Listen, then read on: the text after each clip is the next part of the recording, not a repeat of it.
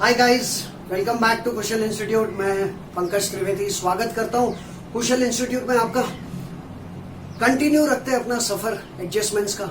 इस वीडियो के पहले हम लोग 32 एडजस्टमेंट सीख चुके हैं। आज के वीडियो में सीखेंगे और 4 adjustments. What was the last serial number? 32 के बाद 33, 34, 35 एंड 36। 4 एडजस्टमेंट्स आज हम सीखेंगे। ये चारों के चारों फिर से 11th और 12th के कॉमन एडजस्टमेंट्स हैं और इन 4 को सीखने के बाद बचेंगे और 4 40 एडजस्टमेंट्स का आंकड़ा पूरा करना है हमको। Please pay attention. जो पिछले एडजस्टमेंट सीखे हैं वो आने ही चाहिए सबको। सारे एडजस्टमेंट्स एंट्रीज उनके 2 इफेक्ट्स ऐड होता है, लेस होता है, कहां पे जाता है, आना ही चाहिए। इसलिए प्लीज अपने पिछले सारे एडजस्टमेंट्स को ठीक से देख लो, मजबूत बनाओ, ताकि एक बार जब प्रॉब्लम सॉल्व करना शुरू करें तो वहां पे फिर डाउट नहीं हो कि ये एडजस्टमेंट का मीनिंग क्या है, इसके 2 इफेक्ट्स क्या है, कहीं पे कोई डाउट नहीं रहना चाहिए।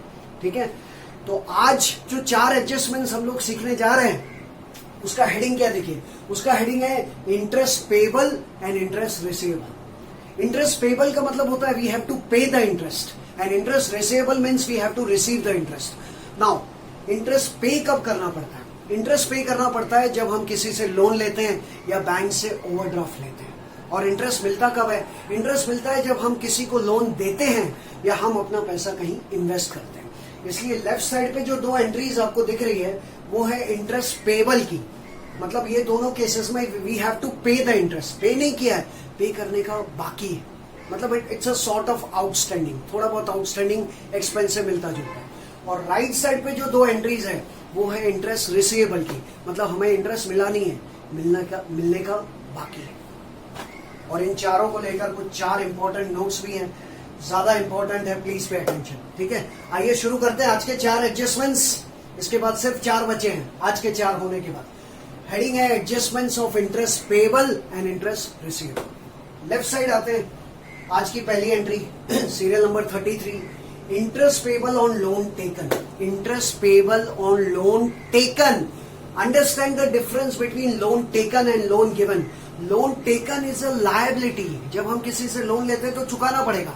And loan given is an asset. Understand the difference. Loan taken is a liability and loan given is an asset.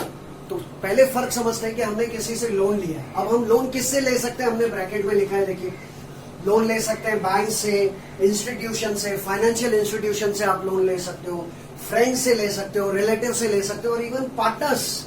एक फर्म अपने पार्टनर से भी लोन ले सकती है, ए से, बी से, जो भी पार्टनर्स है उनसे भी लोन ले सकती है। चाहे किसी से भी आप लोन लो, चाहे आउटसाइडर से लो, पार्टनर से लो, बैंक से लो या इंस्टीट्यूशन से लो, हमने उसको नाम दिया लोन टेकन। और जब हम किसी से लोन लेते हैं तो वो हमारी लायबिलिटी होती है। क्या होता है? लायबिलिटी। तो बात करते हैं कि हमने किसी से लोन लिया लेकिन साल खत्म हो गया, फाइनल अकाउंट्स बन रहा है और अभी तक उनको इंटरेस्ट पे नहीं किया, इंटरेस्ट पे करने का बाकी है, तो उसकी एंट्री क्या होगी? तो जब हम किसी से लोन लेते हैं और उसका इंटरेस्ट पे नहीं करते तो साल के एंड में इंटरेस्ट पेबल की एंट्री क्या होती है? Please pay attention. एंट्री है interest on loan account debit to loan. What is the entry? Interest on loan account debit to loan. कौन सा लोन? ब्रैकेट में लिखा है टेकन। तो जब हम किसी से लोन लेते हैं और उस पर इंटरेस्ट पे करने का बाकी होता है, उसकी एंट्री एक बार फिर से interest on loan account debit to loan taken account. इसका रीजन देता हूं। डेबिट किसको दिया? डेबिट दिया इंटरेस्ट ऑन लोन को। इंटरेस्ट ऑन लोन को डेबिट इसलिए दिया क्योंकि वो हमारे लिए एक्सपेंस है। अब कौन सा एक्सपेंस है? फाइनेंस एक्सपेंस है। कौन सा एक्सपेंस है? फाइनेंस। और दूसरी तरीके से कहा जाए तो इनडायरेक्ट एक्सपेंस। और आप सबको पता होगा जितने भी इनडायरेक्ट और फाइनेंस एक्सपेंसेस है, पिछले वीडियोस अगर देखे हो तो वो कहां जाते हैं? देखिए, profit and loss account debit side. कहां जाएगा? Profit and loss account debit side. क्योंकि एक खर्चा हमारा बढ़ गया, खर्चे का नाम इंटरेस्ट ऑन लोन। तो जब किसी लोन लेंगे तो we have to pay interest. तो whatever we have to pay to him is our expense and that expense is called as interest on loan. और जाता कहां पे? वो डेबिट कहां पे जाएगा? ध्यान से देख लीजिए एक बार फिर से। अभी मैंने कहा profit and loss account debit side, क्योंकि वो हमारा एक्सपेंस है, फाइनेंस एक्सपेंस है या फिर कौन सा एक्सपेंस है? Indirect expense. सेकेंड इफेक्ट होगा to loan taken. Liability side पे add to the loan taken. जो भी लोन टेकन लिखा होगा आपने, लोन का टेकन कहां लिखते हैं? अभी तो मैंने बताया लायबिलिटी साइड। लायबिलिटी साइड पे जो लोन टेकन होगा उस लोन टेकन के अंदर ये इंटरेस्ट का अमाउंट ऐड कर दो। एग्जांपल के तौर पे मैंने आपसे 1 लाख का लोन लिया है, साल खत्म हो गया और अभी तक उस 1 लाख पे मैंने आपको इंटरेस्ट नहीं दिया। इंटरेस्ट का परसेंटेज था मान लो 10%। कितना 10, 1 लाख का 10% कितना हो गया 10,000. So I have to pay to you rupees 10,000 as interest which I have not paid yet. I have to pay, अभी भी पे करने का बाकी है. तो वो 10,000 रुपए की मैं ये एंट्री पास करूंगा जो इंटरेस्ट पे करने का बाकी है. What is entry, tell me once again. Interest on loan account debit. एक एंट्री समझोगे ना तो आपको बाकी तीनों तुरंत समझ में आएगी. इसलिए हमेशा पहली एंट्री पे ध्यान देना चाहिए, ज्यादा ध्यान देना चाहिए. व्हाट इज एंट्री, जो 10,000 रुपए का इंटरेस्ट मैं आपको पे करूंगा उसकी entry interest on loan account debit to loan taken account. Interest on loan जो 10,000 रुपए का एक्सपेंस है वो कहां जाएगा, profit and loss account debit.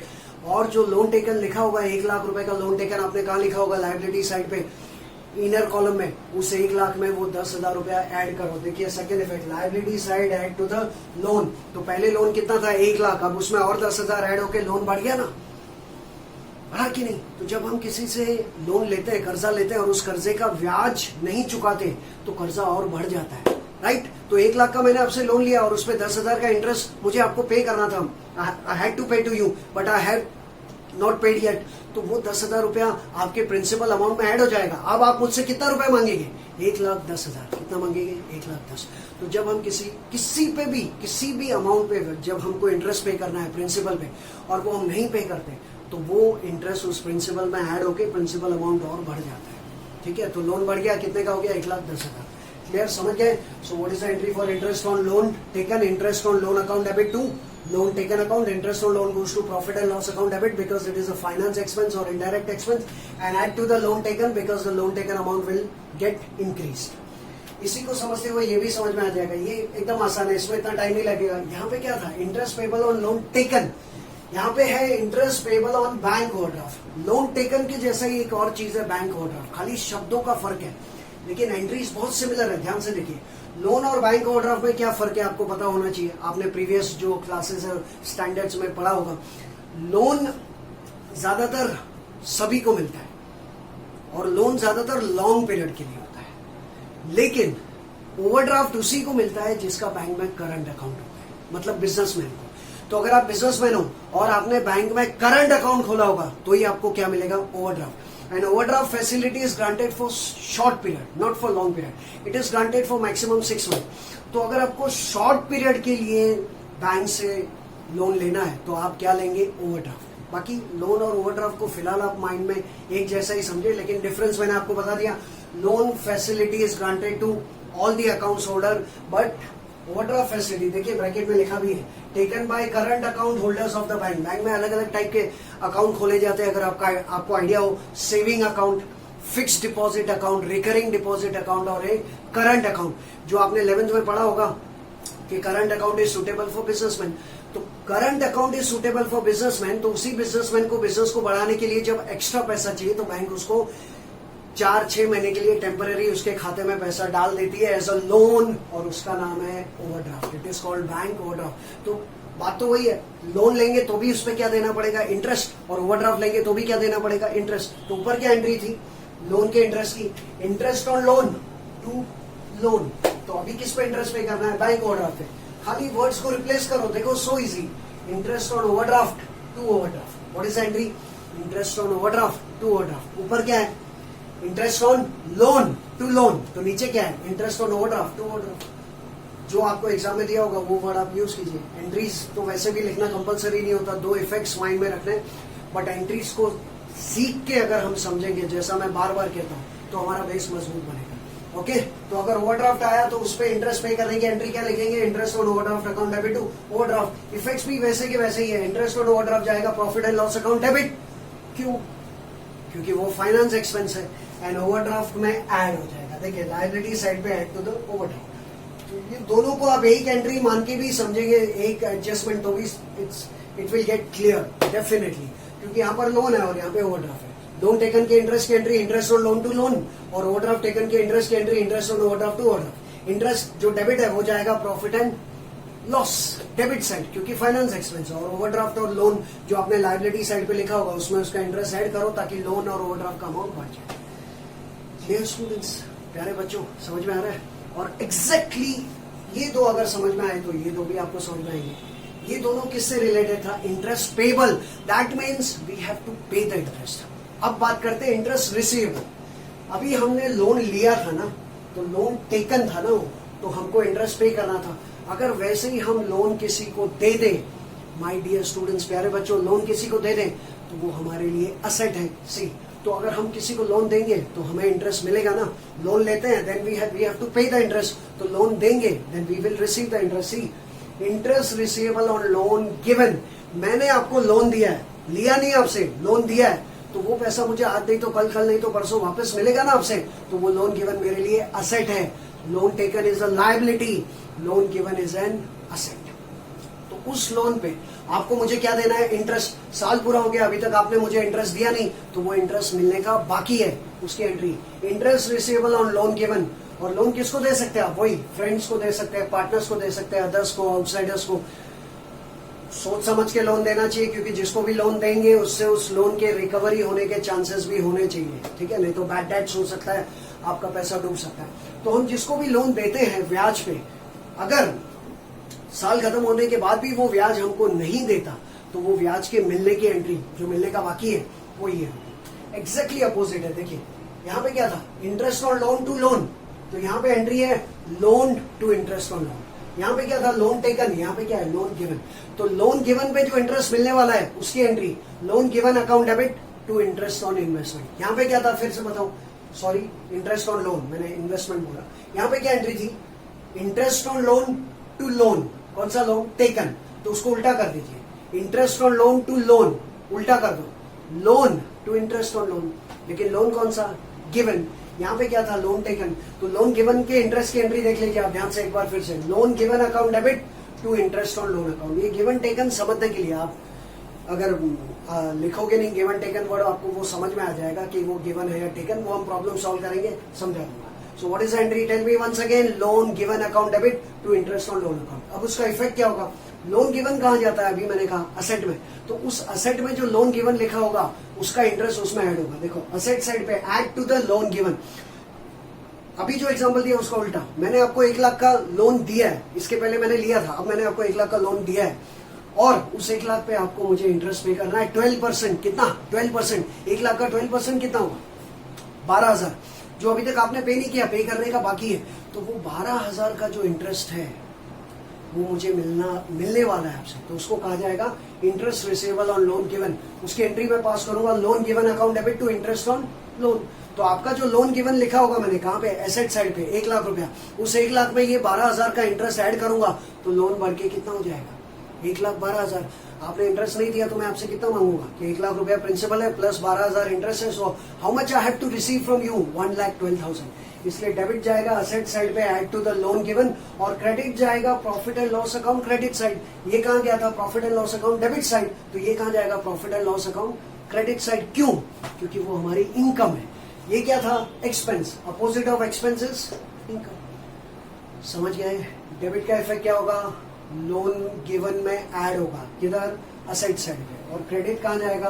Profit and loss account credit side. क्योंकि जब हम लोन देते हैं तो उसमें मिलने वाला इंटरेस्ट हमारी इनकम होता है। एग्जैक्टली इसका ये अपोजिट। और एग्जैक्टली इससे मिलता जुलता और एक, हम लोग बात कर रहे हैं इंटरेस्ट रिसीवेबल की। पेबल किस पे होता है इंटरेस्ट? लोन टेकन पे और ओवरड्राफ्ट टेकन पे। तो रिसीवेबल किस पे होगा? लोन गिवन पे और इन्वेस्टमेंट पे। और किस पे इंटरेस्ट मिल सकता है आपको? इन्वेस्टमेंट पे। अब इन्वेस्टमेंट आप कहां कर सकते हैं? देखिए डिवेंचर्स, बॉन्ड्स, एफडी यानी कि फिक्स डिपॉजिट, गवर्नमेंट सिक्योरिटी, हालांकि और भी है, shares, mutual funds.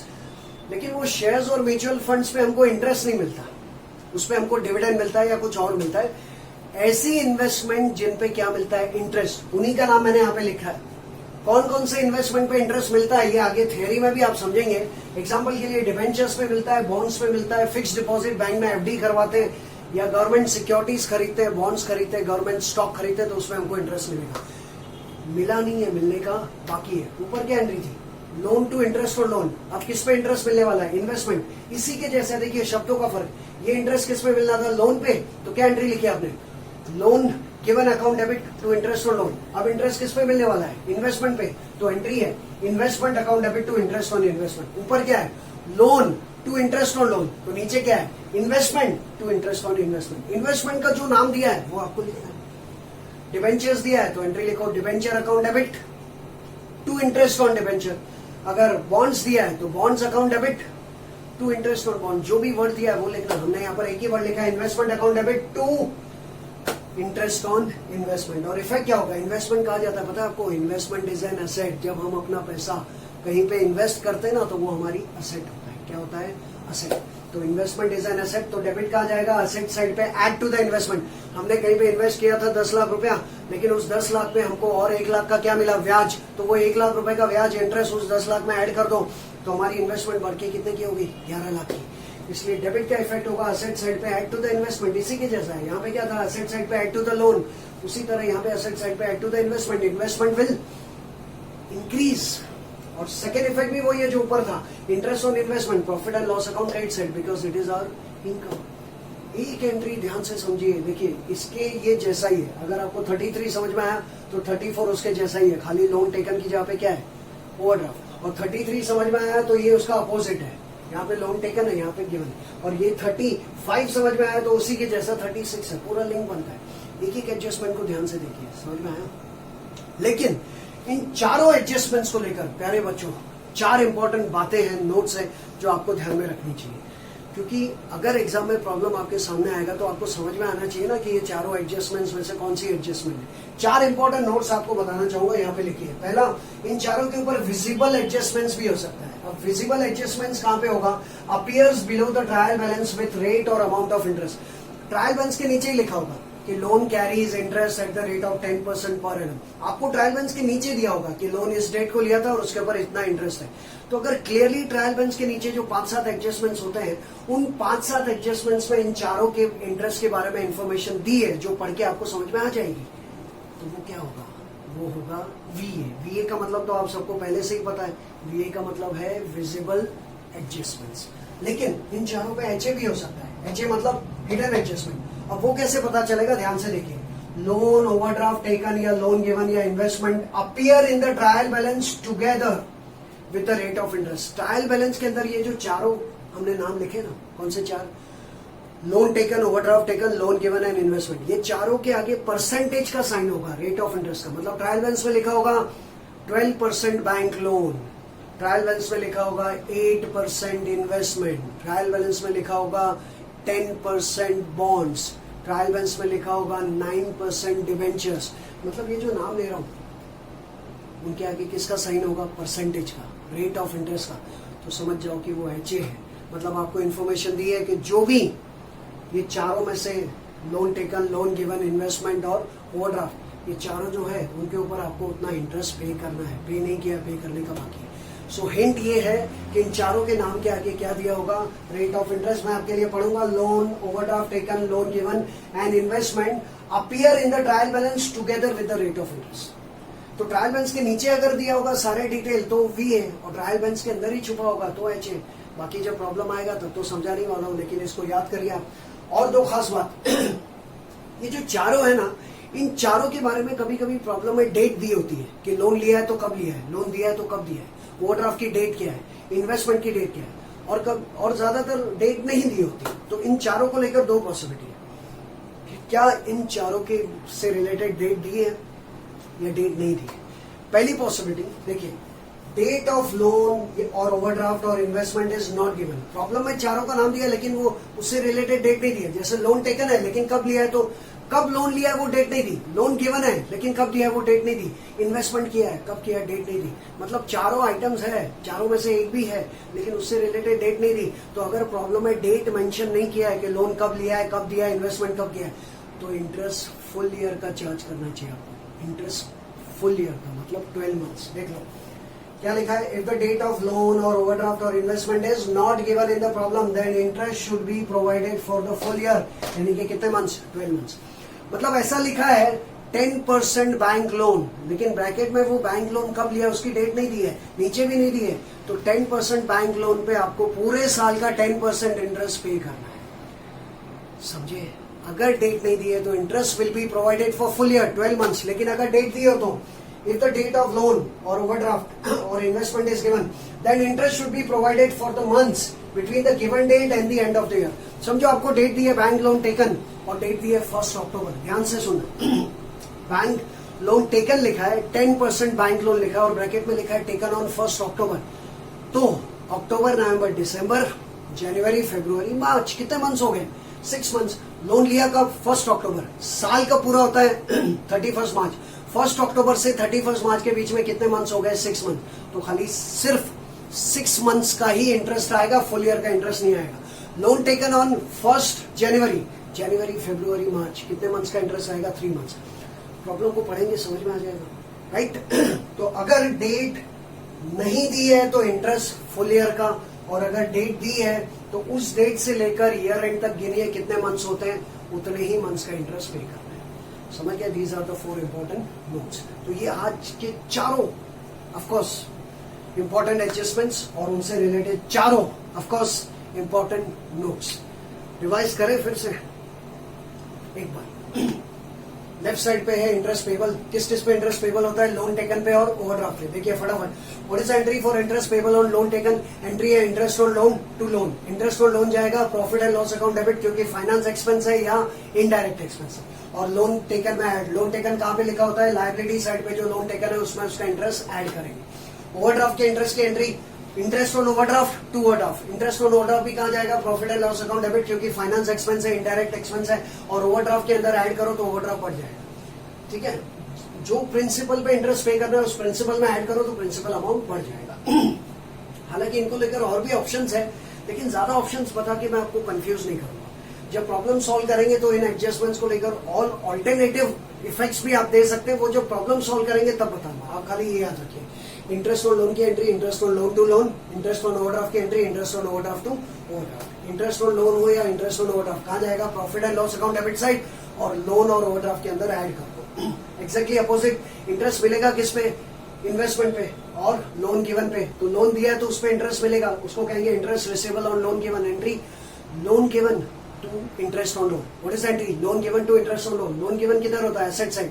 Asset side पे लोन गिवन में इंटरेस्ट ऐड कर दो, लोन गिवन बढ़ जाएगा, and profit and loss account credit side. और किस पे इंटरेस्ट मिलेगा?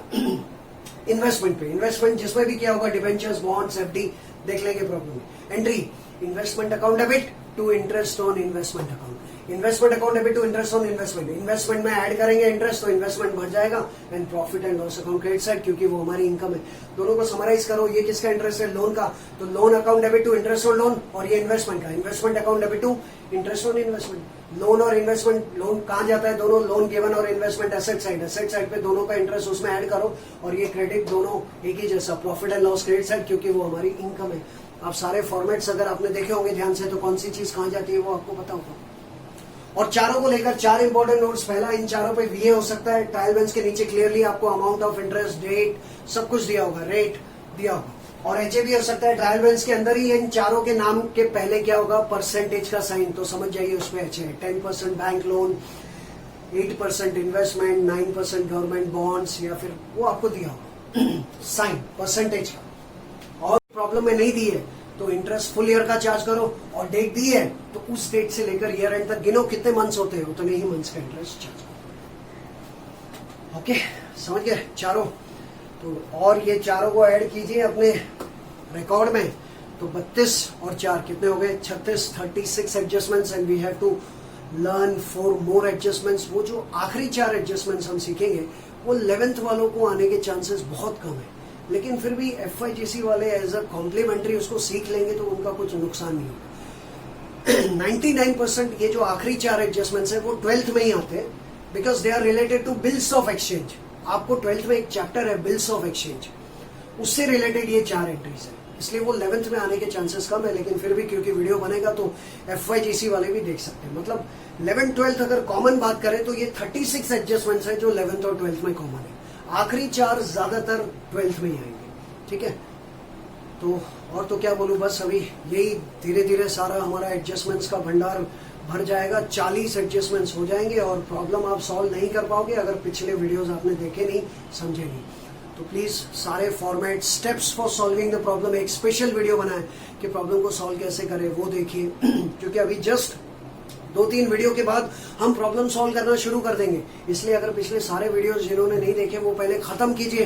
प्रॉब्लम सॉल्व करने से पहले सारे वीडियोस का खत्म होना बहुत जरूरी है। प्लीज स्टूडेंट्स, सारे format, trading, profit and loss, PC, partners capital, current, balance sheet, steps for solving the problem, वो सब आपको आने चाहिए। और ये 40 एडजस्टमेंट्स। ओके, आखिरी 4 एडजस्टमेंट्स बचे हैं, उनका भी वीडियो आ रहा है, 1-2 दिन में आ जाएगा। तब तक के लिए पिछले वीडियोस, आज का वीडियो सब देखते रहिए।